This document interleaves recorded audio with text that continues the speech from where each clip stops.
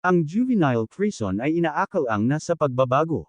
Pero yun ang iniisip ng mga tao sa labas ng bilangguan. Ngunit nang pumalit na si Kwon Chang-sok bilang ika-26 na warden ay ang lugar na ito ay puno ng mga ilegal na gawin at kung saan ang kaati ng kinikita ng mga leader ng mga selda sa pamamalakad nito ay napupunta. Sa warden bilang kapalit nito ay nagkakaroon sila ng kalayaan. Sino kaya ang mag-akala na nangyayari ito?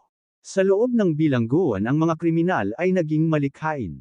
Nang tulad ng gambling den at may nagsalita ang isang lalaki na mananalo na sana siya ngunit naubos na ang kanyang pera. Sigurado akong mananalo na ako at nagsalita naman ang lalaki sa kanya na merong paraan. Nagtataka naman ang lalaking nagsusugal at sabi ng lalaki na papahiramin niya siya ng pera kung may ibibigay kang collateral. Sabi naman ng lalaki, pinagloloko mo ba ako? Bakit mo naman ngayon mo ito sinasabi sa akin? Ang mga tao sa gambling den ay naging adik na sa paglalaro ng sugal. Napunta naman tayo kung saan nagtataka ang lalaki sa ginagawa ni Cho Ju-young at sabi pa ni Cho Ju-young, tignan mo nga naman, merong magnet sa loob ng dice. Isa kang mandiraya. At habang si Cho Ju-young naman ay may tinitignan sa paligid ay sabi ng ni Ji Yuno, ano pandaraya, anong ibig mong sabihin? Tanong ni Ji Yuno kay Cho Ju-young. At habang galit naman si Cho Ju-young, hawak-hawak ang dice na may magnet. Sabi nito merong magnet sa loob ng dice para manipulahin ang resulta at nagtataka naman ang mga naglalaro kung totoo daw ba ang sinasabi ni Cho Ju-young at kung ganun daw ay ibig sabihin dinadaya lang sila dito. At salita naman si Cho Ju-young kung meron daw ba siyang nasabing mali dahil gumagamit kayo ng magnet para lumabas ang numero mo. At tinanggi naman ito ni Ji Yuno na hindi daw totoo ang sinasabi ni Cho Ju-young. At sabi pa ni Ji Yuno ang nakalagay sa loob ng dice ay isa lamang bagay para sa sentro ng gravity at may nilabas si Ji Yuno na magnet at sinabi na ilagay ni Cho Ju-young ang sinasabi niyang magnet. At habang nilalapit ni Cho Ju-young ang bagay ay makikita nating nalaglag ito. At sabi pa ni Ji Yuno na kung magnet yang bagay na yan ay didikit yan, ngunit nalaglag lang ito. At sabi pa ni Ji Yuno, nakikita mo naman na ito ang tunay na magnet at ang bagay na sinasabi mong magnet ay hindi. At ang mga naglalaro naman ay nagsalita na natakot siya dahil akala niya totoo ang sinasabi ni Cho Ju-young. At tinanong naman ng isang lalaki kung bakit daw ba yan gumagawa ng gulo dito at may sumagot naman na baga dahil sa pera. At nagsalita naman si Ji Yuno habang nakangiti ito na ngayon ay sisimulan ng nila ang laro. Habang tumingin naman ang lalaking may tato ng Heavenly Dragon sa direksyon kung nasaan sila Cho Ju-young. At sabi naman ni Ji Yuno na nakakamangha naman si Cho Ju-young dahil naubos agad nito ang pera niya. At habang nadidismaya naman si Cho Ju-young at sa kanayang isip na sigurado siyang 50% na may pag-asa siyang manalo. At nagtataka siya kung ano ang nangyayari at tinanong niya ang kanyang sarili kung minamalas lang siya ngayon. At tinanong naman ni Ji Yuno kung ubos na ba agad ang pera ni Cho Ju-young. At si Cho Ju-young naman ay may kinukuha at sinabing isang pirasong papel na lang ang natitira sa kanya. At sabi naman ni Ji Yuno na magaling si Cho Ju-young para sa isang baguhan at may nagmura naman. Sabi pa nito na isa talaga itong pandaraya na palimgan naman si Cho Ju-young kung nasaan ang nagsasalita. At habang nagwawala ang lalaki dahil dinadaya raw siya ng gambling then dahil lahat daw ng laro dito ay may pandarayang nangyayari. At si Cho Ju-young naman ay tahimik lang. At may makikita naman tayong isang tao na naglalakad.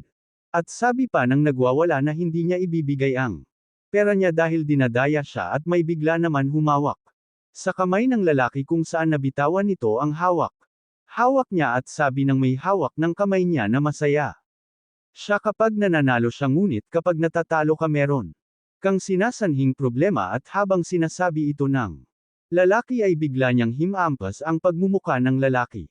At habang nakangiti naman na tinanong ng lalaki, ano pandaraya, meron ka bang ebidensya? At sabi naman ng lalaki habang dinidiin peren ang banyang mukha na hindi na yun kailangan. At sabi naman ng lalaki na ganun ba? Kung gayon mukhang emosyon mo lang ang pinapairal mo. At habang nanlilisik ang mata ng lalaki at sabi nito, Kung gagawa ka ng gulo at wala kang ebidensya ay magkakaroon tayo ng problema yan na tila ba sinasabi ng lalaki na may kalalagyan ng lalaki at sabi pa nito dahil sa'yo na istorbo mo ang iba at pasensya na sa inyo dahil ginagawa ko lang ito para sa kaligtasan nyo kaya mapagkumbaba. Akong humihingi ng tawad at sabi pa ng lalaki habang nakangiti kung gayon ay mag-enjoy kayo sa inyong mga nilalaro at napapahanga naman ang isang lalaki dahil sa lakas ng loob ng lalaki na gumawa ng gulo at sabi pa ng ibang bilanggo habang tumatawa na mukhang madaming mga tao ngayon ang mga taong nagsasanhi ng gulo at sabi pa nila na maghanap siya ng bagong trabaho kung naiinis siya si Cho Juyang naman ay tahimik lang. At napunta tayo kung saan nag-uusap-usap silang tatlo. At tinanong ni Gu namin kung kamusta naman ang gambling. Then sabi naman ni Cho Juyang na naubos na ang lahat ng kanyang pera at hindi rin ako makahanap ng ebidensya na may nangyayaring pandaraya at sa selda nila ay nagsalita si Cho Juyang ano naman sa kanila at sabi naman ni Gu namin habang may kinukuha silang dalawa ni Magayem sa loob ng kanilang damit at nilapag nila ang kanilang nakuha at sabi pa ni Gu namin na ayon nga sa kanilang plano ay kinuha nila ang mga ito at sabi pa ni Gu namin na napaka-galing ni Cho Juyang umarte dahil nagsanhi ito ng gulo at sila naman ay kinuha ang baraha at gano. On din ang ginawa ni Magayem at tinanong naman ni Gu namin kung ano ang masasabi ni Cho Juyang sa kanyang plano sabi naman ni Cho Juyang na nakakahiya ang kanyang ginawa sabi naman ni Magayem na ay cheer up niya si Cho Juyang at sinabi naman ni Gu namin kung merong ngang nangyayaring pandaraya ay meron silang mahahanap na ebidensya sumang-ayon naman si Cho Juyang na dapat merong kakaiba sa mga baraha at napunta tayo kung saan may maririnig isang tao na nahihirapan.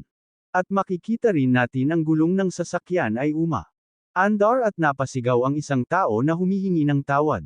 Habang nilalapit ang mukha ng lalaki sa gulong ay sabi niya na humingi na siya ng tawad at patanong naman na nagsasa ang lalaki na anong sabi mo na ang gambling. Then ay pandaraya ang taong tulad mo na pinapakalat.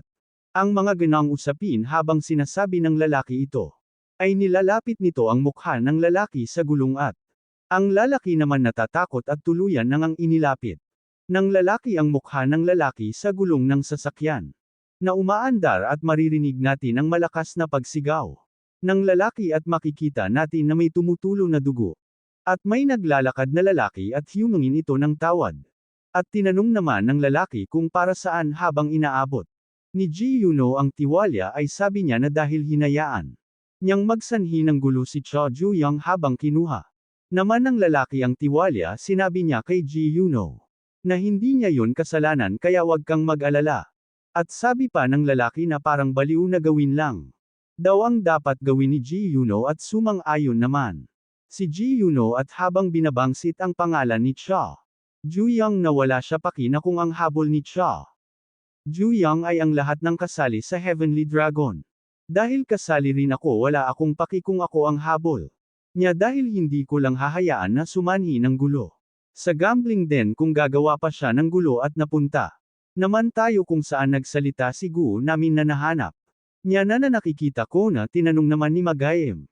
Nakikita ang ano sabi naman ni Gu namin dito sa likod ng baraha ay may mga bilog na pattern ngunit may dalawang kakaibang bilog na mas malaki kesa sa iba at sabi pa ni Gu namin na palatandaan ito para matukoy nila kung ano ang baraha at sabi naman ni Magayem na nandaraya talaga sila habang tahimik naman si Cho Juyang sa isip niya na nahanap niya na at may nagsalita naman na pangangatwiran kung magsasanhi pa siya ng gulo ay puputulan ko ang ulo niya at ganoon din ang nasa isip ni Cho Juyang.